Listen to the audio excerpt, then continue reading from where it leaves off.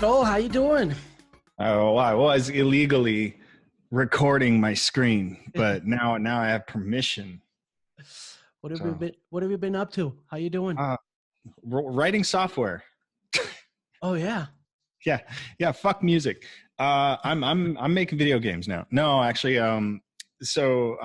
lately, the last kind of big song I did was the pomegranate thing, which was actually produced some time ago, even though it's new now. I actually worked on it maybe about 4 or 5 months ago, but now I have found peace and solace in creating software. What kind of software are you into? I love video games. I love, virtual like kind of places where multiplayers can connect, kind of like, like PUBG, where you can get 40 friends in a game and you can all run around and kill each other. And I thought, well, how can I take things that I'm good at doing and things that are in my world and incorporate that same kind of technology. So I've been working very closely with Unreal Engine, Epic, Geodesic Games, Upsurge Studios, number of really, really talented AAA companies to help me create an environment that is not a virtual concert, not a game, but a bit of both. How does your experience in music over the course of these 15, 20 years feed that new passion? Am I that old? I don't know. It's not really a new passion. I mean, I've always really kind of been into video games. I mean, what do you do when your whole life is just, maybe about 4 or 5 days out of the year in the studio and then the rest of the time touring? You play video games, man. You bring your laptop, you bring your gamer laptop.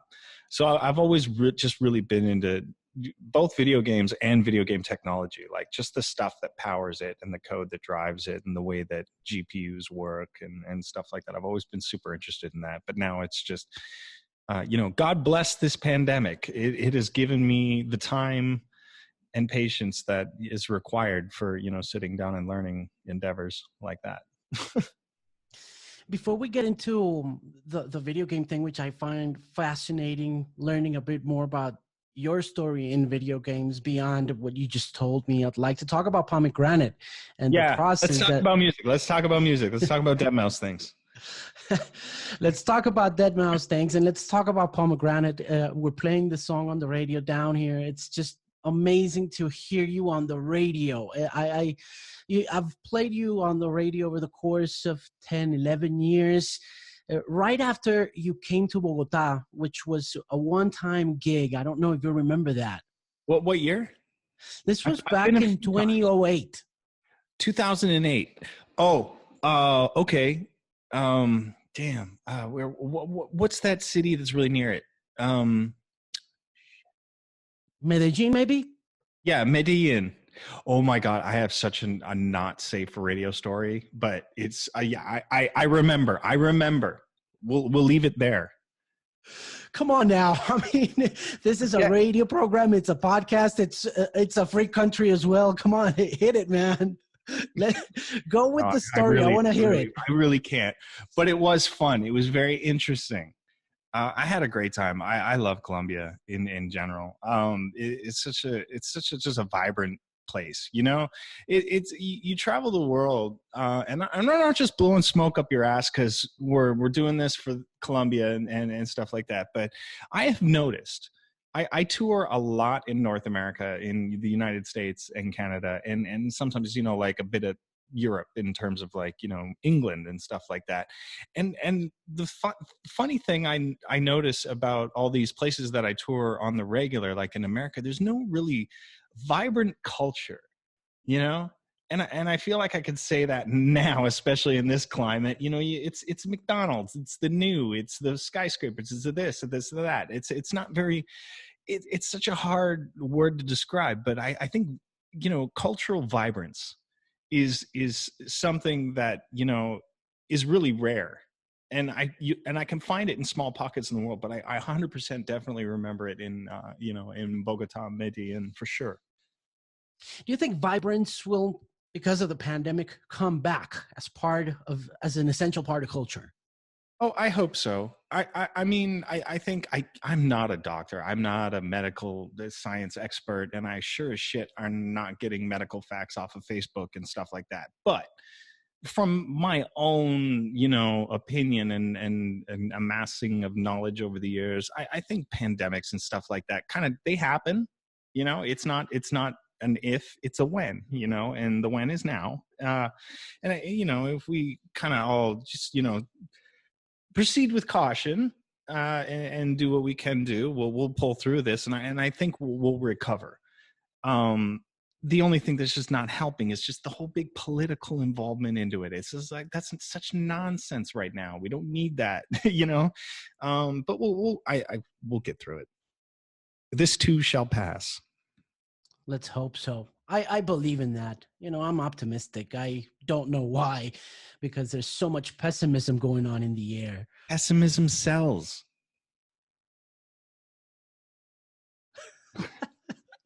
I agree with you. What everyone wants to hear.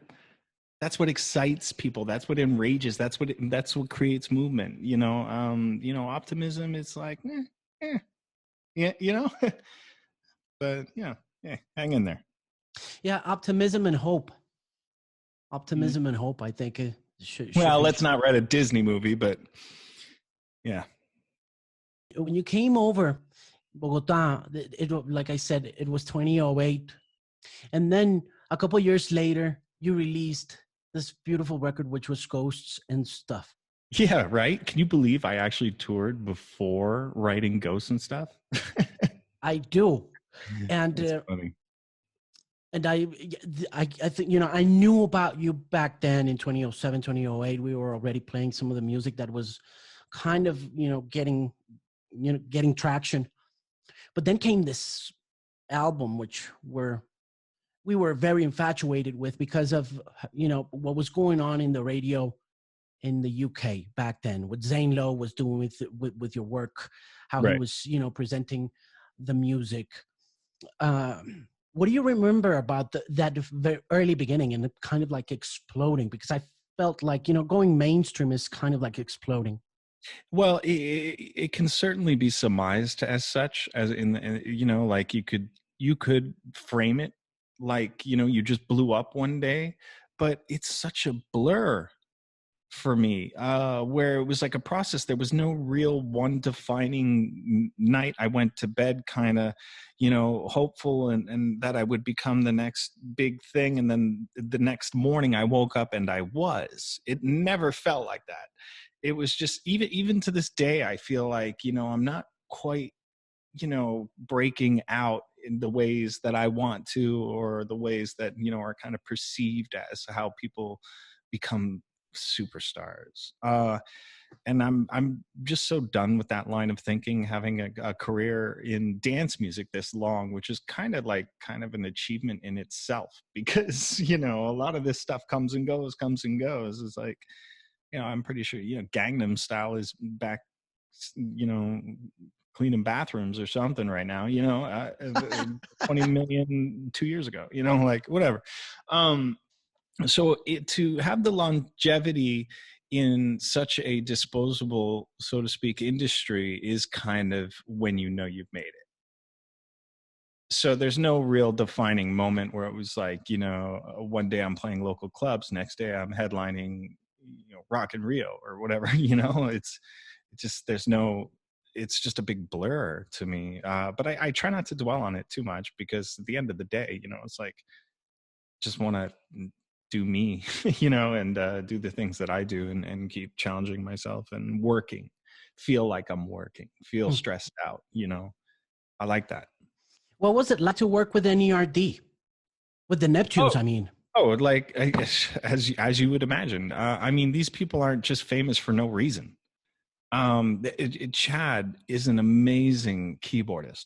He's like I'm like, why are you making this simple music, so to speak? Like, not simple, but like, what seems so easy for you, is like you can walk into a room, lay something down, and walk out, like all within a window of 60 seconds, and it's a hit.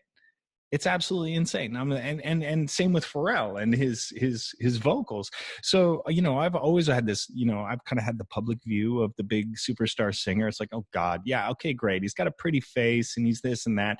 But at the end of the day, it's all really good engineering and auto-tune, Fuck no, he proved me wrong. He walks into that booth, no processor, nothing, just, a little compression and this and that from the engineer and stuff like that. And he just starts belting out like nothing that made any sense because he can't write words on the fly. He didn't do it all in one take, but he was, kind of singing like a little bit of subtle humming and stuff like that. And then he just started belting out, some really strong notes and words that didn't necessarily rhyme, but he was singing. And I was like, holy shit, this guy's got an amazing talent. Like he can hold a pitch, he's on time, and he's just a powerful voice. I'm like, fuck, man, okay, I get it. That's why Pharrell's Pharrell, not because he's this and that. He's this and that because of that originally, So that was really refreshing, to work with two natural talents. So and they're great guys. So, we just sat around talking about dumb shit, video games, and we all just kind of then shut up and went and did our jobs. And, I didn't tell him to sing. He didn't tell me how to make beats, and we didn't tell Chad how to play the Moog. So, everybody just knew what they were doing and went to their battle stations, and we got it done in a single day. It was amazing. Those guys have been at it also longer than you have. I mean, right? I mean, those sure. guys were at it like back in '92 with Rump Shaker and shit. Yeah. It's absolutely nuts. And I don't know. I think I have a theory. Pharrell is a vampire. He doesn't age. Not at all. Nope. Total vampire. I swear to God. I mean, it's like 18 years old, man. Yeah. He's 26, something like that. Wow. Him, Will Smith, Tom Cruise. They're all part of this club, this vampire club. I don't know, man. I don't get it. It's crazy. You know what I like about the collaboration? That it has three key human components of pop music over the course of 10, 20 years. They're familiar. We feel them. We understand what's going on with their music, but at the same time, it's not more of the same, because Pharrell can also, he can accommodate himself to doing things that are commercial or mainstream and that can go, fit well into radio. And this was like, we're going to play this. We're going to play this because it sounds different, because it's interesting, because it's, even though it's deadmau5 and Pharrell and Chad, it's something that we hadn't heard before. It's that's really good, awesome. because you know what, that I really, really, really kind of went into this collaboration with that thought. I wanted to take something home that sounded like me, that sounded like Pharrell, and it sounded like Chad and Pharrell as nerd. You know what I mean? I didn't want something that would sound like, oh, cool, another Pharrell track. Period. Because as artists, I feel like if I were to only work on my own music, which ironically enough I have for the majority of my career, but like if I was never open to any collaborations, did anything, I would start to become stagnant in me. You know what I mean? Like, you would know a deadmau5 song, and there was actually, a very long period of time, I'm sure, throughout my career where listeners could hear a track, not know it was me, and go, yeah, that's probably a deadmau5 track. I wanted to, not be able to have that listener, like if I played that track, I would want someone to say, oh, deadmau5 probably produced that.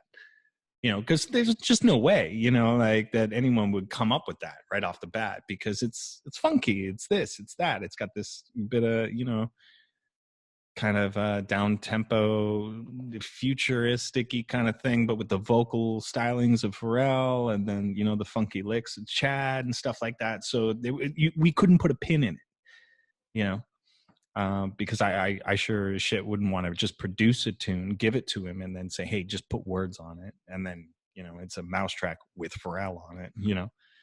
So I'm really glad you think that way, because that was kind of the intention. Because I'm very finicky. I mean, God bless him, like super nice guy, all due respect and stuff. But if I wasn't feeling it, I don't care who you are.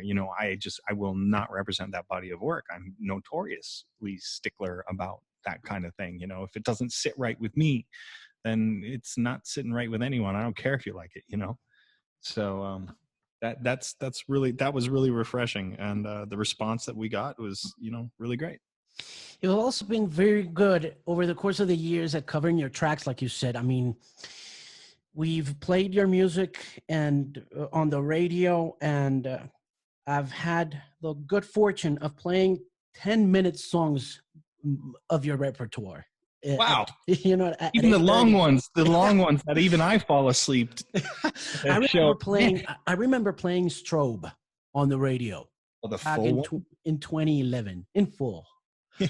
and it would cause something that I think that for the short attention spans of people still amazes me. It causes this hypnotic, but at the same time hysterical kind of energy. We call it trance, but it's not.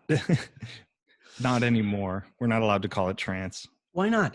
Because the word trance infers to, like, you know, like if you looked up the word trance in the dictionary, it kind of explains that. But if you said trance, then we'd be talking 140 BPM and from the Netherlands. And it isn't. Anyway, but it isn't. But I understand. I mean, that's cool. And I appreciate that you do that. But, you know, I keep those doses like in moderation, you know, where you don't want to, honestly, because you're right. There is a business component and a kind of popularity component to this kind of thing, is where you can't just be releasing 12-minute long opuses or, you know, like big long EDM symphonies, as it were. Because, you know, even I'll admit it, like, you know, on my shows, you know, I start playing some of those long-winded tracks and I get halfway through and I'm like, geez, why did I make this so long? Like falling asleep up here, you know? It's like, you know, you're a DJ, you know, you play music you play one record, you play another record, you play one record, you play another record. If you're a scratch artist, you play 30 records and you're in and out like in a minute. But for the EDM DJ, you got a good 5-10 minutes of really not needing to do anything. So you're alone up there with your thoughts. And that's me thinking about, why is this track so long? Yeah. That's why I wear a mouse head, because I talk to myself during my sets a lot. Let's talk about the evolution of the mouse head, because when I spoke to a couple guys here in Colombia, said I'm gonna interview deadmau5, and they were like, "Oh shit, that's pretty cool, man. How'd you get that done?" No, they said, "How'd you get that done?" I got to thank Daniela. He's still around. I got to thank everyone at the office in Miami for helping me out get this interview. But they were like, you know, we saw deadmau5 when the mouse head was a work in progress. Yeah. You know what? You want to hear something I've never told anyone in any interview? Sure. Every year, the mouse head grows by 4 millimeters in diameter. Wow. Why? Why is it bigger every year? It doesn't. I just made that up. Yeah. I thought you'd get a kick out of that. That would have been like deadmau5 trivia. I got deadmau5 trivia in this interview.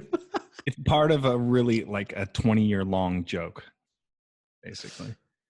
Well, the evolution of the mouse head, actually, I'll tell you the story. I mean, it's all very Googleable and all that stuff, but what happened, I used to, well, I still am actually a 3D artist. So I do a lot of like 3D work, a long time ago, before the music thing, for, you know, various animation studios and stuff, just basic bitch work for the 3D artist. I was that guy, right? Not the lead artist.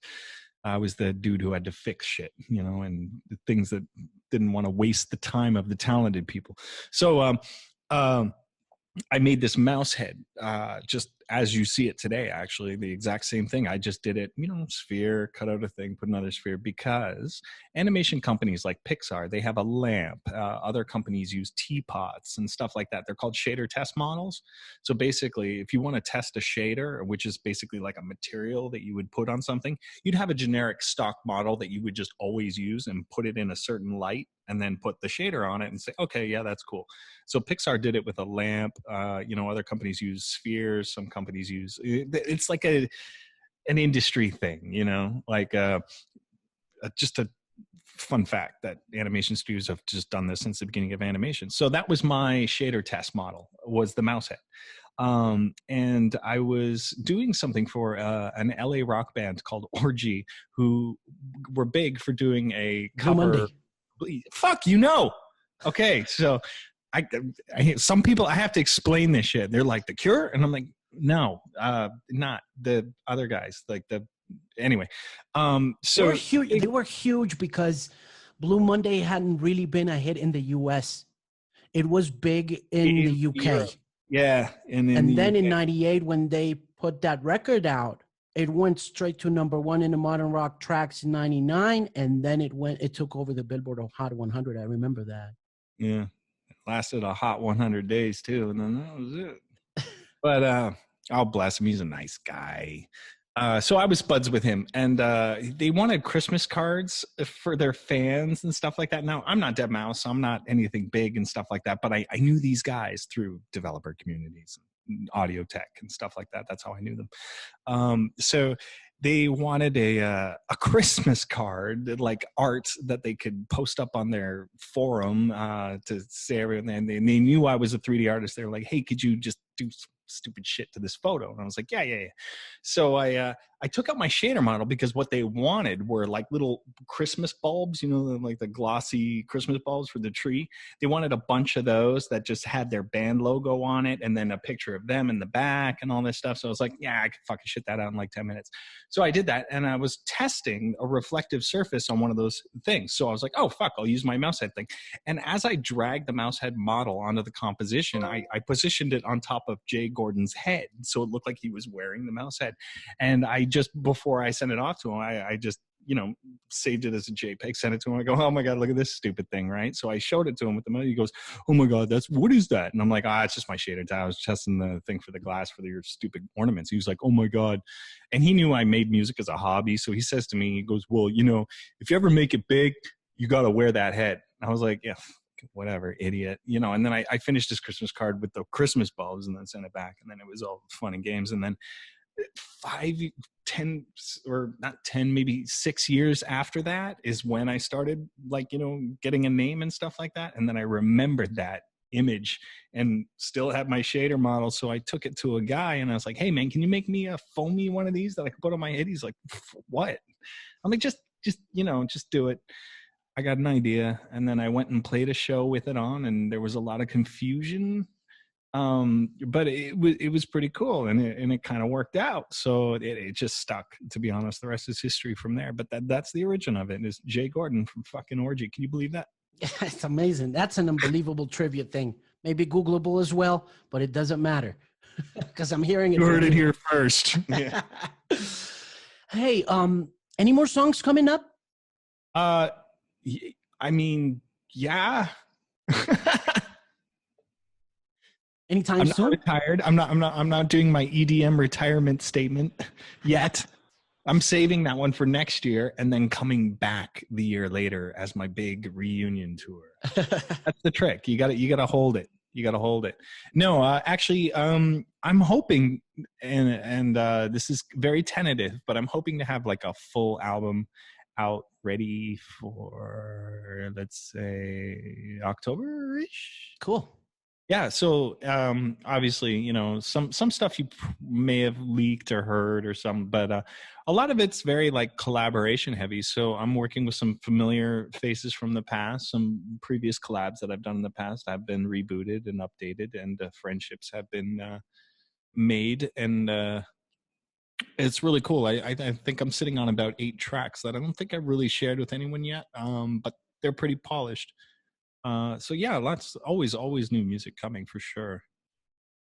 Do you like the concept of the album as it is now, or do you think that the album as we knew it back in 95 or 93 is over? I think I'm still on that, like, because I do remember giving a bunch of interviews previously about like, well, what's a fucking album, you know what I mean? Just put out like 2 tracks on an EP. It's all going to streaming digital now anyways, Spotify and all that stuff. So it's like, if we were printing CDs faster than we were streaming, sure, but we're not really doing that. So it's evolving, and it's always kind of been like that since 2003. It's not, nothing's really changed in my position there. But the fans, the people who like your collections, you know what I mean, like albums and stuff like that. So you do that for those reasons, not for pushing physical units and, having a minimum of 7, but a maximum of 12 songs, that fit within 75 minutes.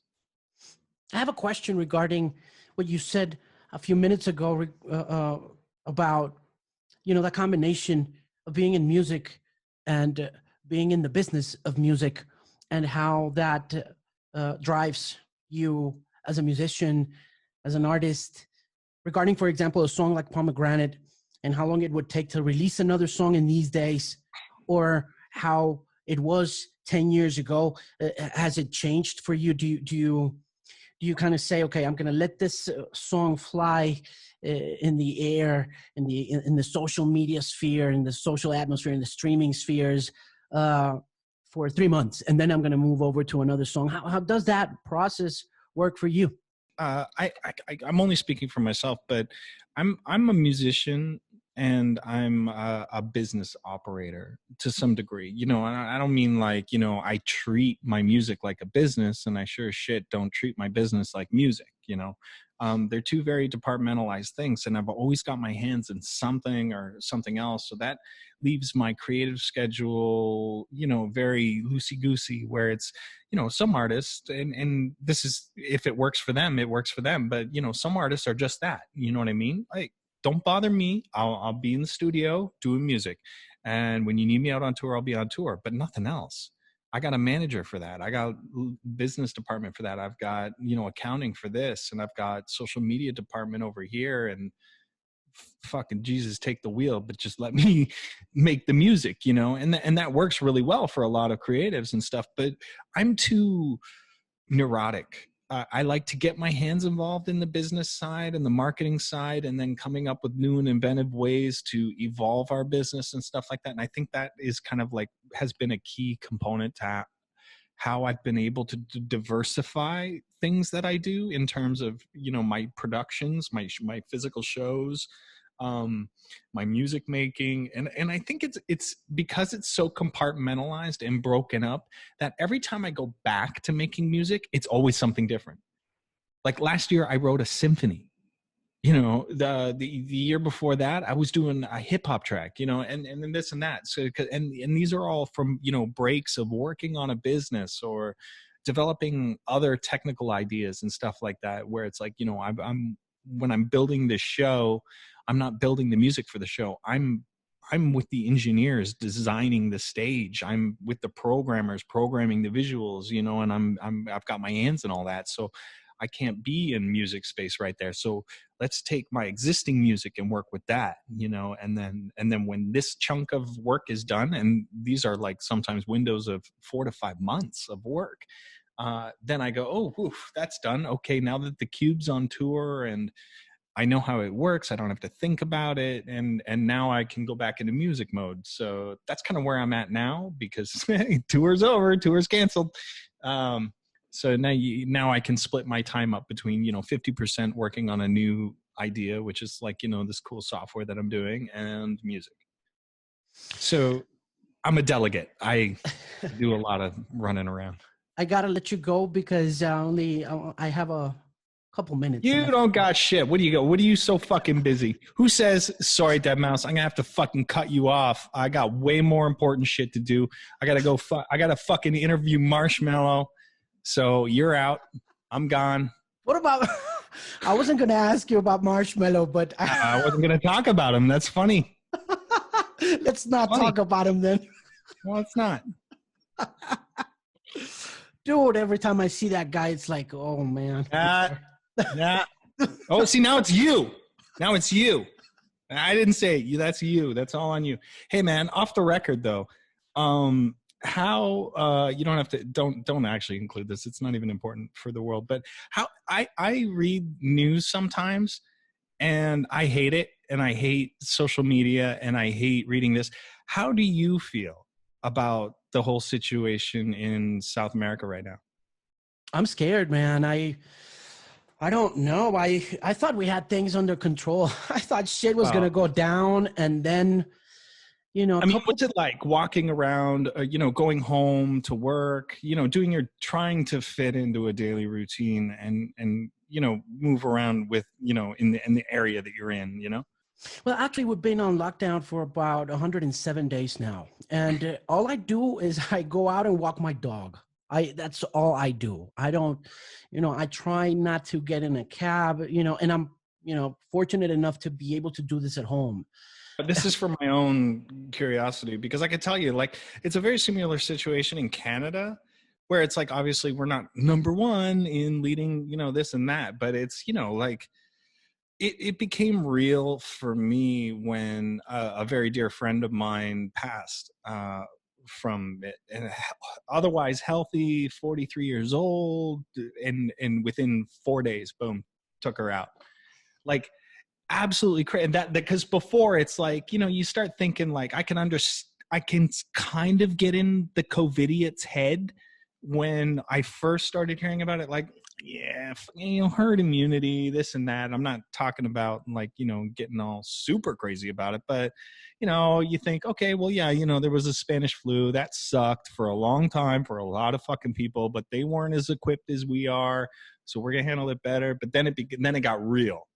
So, I'm staying at home, I'm not going out. I go get groceries and shit, but fucking full on, PC gear and shit, waiting in line. And, the climate here, we don't give a shit about not having freedom when it comes to pandemics or whatever the issue is with America. But it's scary.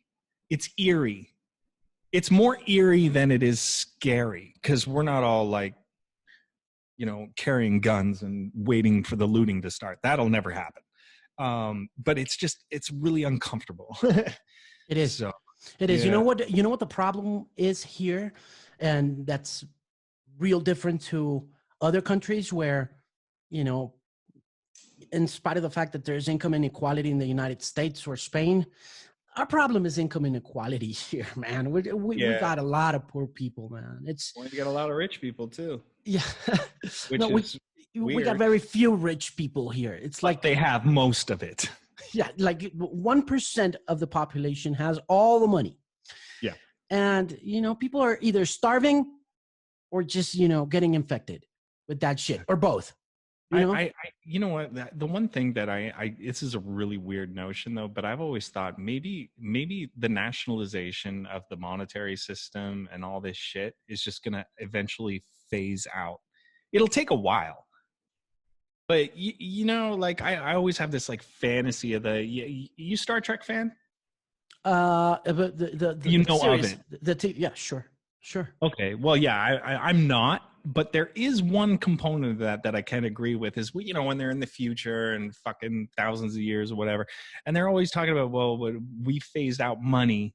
We don't work for money. We don't work for power. We work for the sake of fucking getting cool shit done. And, everybody's kind of like whatever. And then, but if you equated that to now times, then you're talking about fucking Marxism and communism and this and that, and it's like, fuck, man, there's just no way to win, So it's like, free economy with capitalism, which is healthy to a degree, but then the opposite is also true. It's so like, I'm like, fuck, where is this going to go? Yeah, it's it's up for grabs, I guess. Mm. It's definitely up for grabs. Yeah, let's just get the fucking orange guy out of America, and fucking we'll be one step towards a brighter fucking future, I'm sure. I was going to ask you about the hacking on social media and about social media, because you did a lot of social media back in 2010, 2012. Yeah, I stopped suddenly. And you stopped. Yeah, over the last 2 years. Well, we do tweet, we do post shit, but it's mostly like, honestly, it's not even me, it's management, giving the important shit, like this is what deadmau5 is doing, and that's it. I cut that shit out because for two reasons. One, mental health. As we know, can be a fucking, it could do a number on you if you're not careful, especially when you're in a position of influence, and I'm not saying that to cover my ass, but like, cause I'll say stupid shit no matter what. And even the smartest people will say stupid shit, but just the whole machine of social media, loves, you know, the bigger you are, the harder you fall kind of thing. It's like they can go in and, you know, pick and dissect anything you want, put it in any context they want and all that stuff. So unless it's like viable, discrete information about my current ongoings, like I'm touring here and I'm having fun and I'm doing this, then it's open for subjectivity. And I really don't like that. And then even now, I'm starting to see social media become weaponized. It is. Not by people, but you know what I mean. It's becoming influential in processes that should have nothing to do with social media. So it's become a really dangerous tool. It is. In my opinion. You know, I love the idea of when it started out, and we had our MySpaces and a little bit of Facebook here and there, and then Twitter came along, and man, this is crazy. But now it's just everyone's this. It's and it's, I don't know who's saying what, who means what. For all I know, like there's a dragnet of fucking political trolls that just basically enable stupid people, you know, that so like, you know, like they probably just, you know, say something absolutely absurd. They know it's wrong, they know it's absurd, they know it's stupid, but they're laughing about it or whatever. And then there's always just someone who picks up on it and then steamrolls it, and then it gives them a sense of empowerment because they think that this idiot agrees with them, you know. And it's like, fuck, man, that's dangerous. It is. I am so anti-social media, especially what they're doing now. Now they're breaching privacy laws, security flaws, fuck you name it, selling information, this and that. It's just so filthy that I'm like, fuck this, I'm out. You know, I'm not going to participate. I'm glad to hear you say that, you know, because it definitely hasn't turned into something for the better. It used to be, like you said, a very cool tool to. It just outgrew itself. Yeah, it's literally what happened to people as EDM did to dance music. You know, like, because remember, dance music was kind of a cool underground thing that was really, people had a real connection to, but no thanks to dudes and mouse heads, it's like a big commercially viable thing that big corporations look at, you know, and enable, like Live Nation, William Morris. Like, William Morris sure shit didn't have a fucking electronic music department in fucking 98, you know? No. Not even close. You know, you had to go to like Bullet, or Joel at Division One, who's some fucking, you know, coke addict in a New York apartment, was doing all your bookings and fucking whatever, you know? So yeah, you know, that same thing happened with that. So it's like, you know, that's just the way of the world, the way of things. So jump ship and reinvent and, you know, regroup. We need a good regrouping of like-minded individuals who share passions for music and stuff like that without the noise, you know, because there's no Twitter for just electronic music or stuff like that. So I still stick to smaller communities. I just That's stay awesome. I stay out of the big global try to get trending hype shit. I'm like, fuck it. Who am I talking to? You have 2 million followers. I can guarantee you, out of 2 million of those people, I'll bet you 8 of them are convicted serial killers, and 4 of them are fucking absolutely the worst people in the fucking world. You know, like, why am I hitting that demographic? Yeah. I was thinking about that a few days ago. I was talking to my friend from the radio, my colleague, and I was saying, you know, I don't think the whole likes and follows and views thing is working, especially for people who really believe in their craft. You know, if we go into Mixcloud and do a set and we get 20 people because, you know, the barrier to entry is too high, I'd rather stick with those 20 guys, man. I've said that a lot, especially I did a thing called Masterclass class. And you know, playing to 100 fans will always have 1,000 times more value than playing to 1 million people of all walks of life. You know what I mean? While the exposure is good, because actually good case study or point in place here is like this Fortnite concert, right? That was cool because, and one of the main reasons why I did that is because, you know, I'm good friends with a lot of the developers of Fortnite, and, you know, they invited me on, and I said, well, sure. Cause I know the space, I know the tech and all that stuff. And I love working with those guys. So it was that. It wasn't like my passion for the game. I played it once for 5 minutes and went, you know, but just not my thing. But the thing is so we had some like 36 million concurrent viewers. So the things that they would try and say why it's worth it is because, well, you look at all these impressions you'll be making. I mean, okay, great. Yeah, like I might have a fucking handful of maybe 10, 20,000 people who've never, ever heard of me before that are like, oh, I like this guy. I'll listen to more of his stuff, or I'll join this thing or whatever, you know what I mean? But there's 9.999 million people who are like, fuck this guy, and bring on so and so, and I don't care. I just like Fortnite. I'm like, well, I'm playing on deaf ears, So it's a shotgun approach to getting fans, as opposed to just going in, taking a pair of tweezers, and culminating a smaller community, because you don't need 30, 40 million fans to live happy and maintain a basic income to do the things you love to do. You're just accessing at that point, like, what the fuck good is $50 million fucking dollars, really? Hey, like, okay, all right, okay, we all know I like my fucking supercars, and I live in a big fucking house in Canada, and I've got every fucking little gadget you could actually want, but like, that's less than 4 million, which is, I'm not saying it's no small amount of money, but when we're talking about paying an artist 20, 30 million a fucking year, and you're paying a doctor 45,000 a year, and you're wondering why everything's all fucked up, well, and I'm the last guy to be virtual signaling, because it's like, well, why don't you, yeah, well, here we go with the caveat, I shouldn't be making more than what I need, right?